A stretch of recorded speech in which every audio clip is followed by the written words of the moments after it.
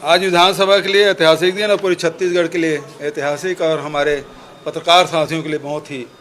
अविस्मरणीय दिन रहा है, क्योंकि आज छत्तीसगढ़ मीडिया कर्मी सुरक्षा विधेयक न केवल प्रस्तुत हुआ बल्कि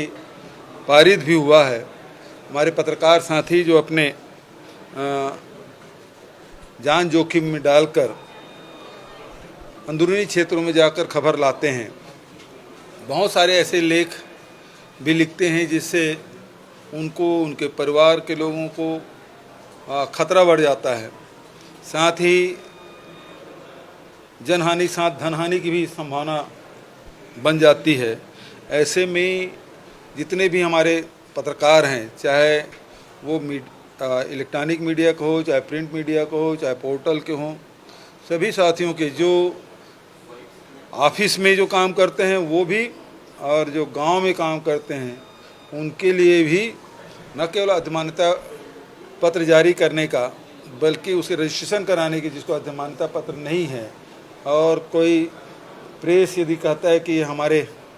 साथ में है और जो लगातार उसमें 6 महीने के अंदर में 3 लेख लिखे हों या स्टोरी की हों, ऐसे लोग हैं जिसको इस सुरक्षा मीडिया कर्मी सुरक्षा कानून के दायरे में लाया गया है ताकि पत्रकारों के सुरक्षा हो सके। जे उनके साथ कोई शासकीय कर्मचारी यदि दुर्व्यवहार करते हैं या फिर उनकी शिकायत के लिए भी एक समिति बनी है जिसको बहुत अधिकार संपन्न बनाया गया है, तो प्रदेश स्तर पे होगा और उसमें पत्रकार भी होंगे, उसमें अधिकारीगण भी होंगे।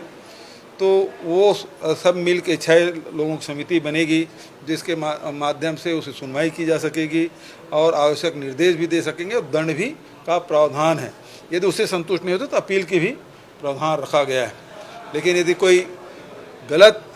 शिकायत करता है तो उसके भी उसमें दंड के प्रावधान रखे गए हैं। तो इस प्रकार से देश में इसकी चर्चा भी थी, प्रदेश में इसकी बहुत दिनों से प्रतीक्षा थी। मैं इस अवसर पर जस्टिस आफ्ताब आलम जी, सुप्रीम कोर्ट के सेवानिवृत्त न्यायाधीश आफ्ताब आलम जी की अध्यक्षता में एक प्रारूप समिति बनी थी जिसके सदस्य न्यायमूर्ति सेवानिवृत्त श्रीमती अंजना प्रकाश जी, उच्चतम न्यायालय के वरिष्ठ अधिवक्ता श्री राजू रामचंद्रन जी, वरिष्ठ पत्रकार आज हमारे बीच में नहीं हैं ललित सुरजन जी, श्री प्रकाश दुबे जी, मेरे सलाहकार रुचिर गर्ग जी, महाधिवक्ता विधि विभाग के प्रमुख सचिव, पुलिस महानिदेशक, सभी इसके सदस्य थे और अनेक बैठकें राज्य में और दिल्ली में करके विभिन्न संगठनों से चर्चा करके इसका प्रारूप बनाया गया और उसके बाद इसके प्रारूप को विभाग को सौंपा गया। विभाग ने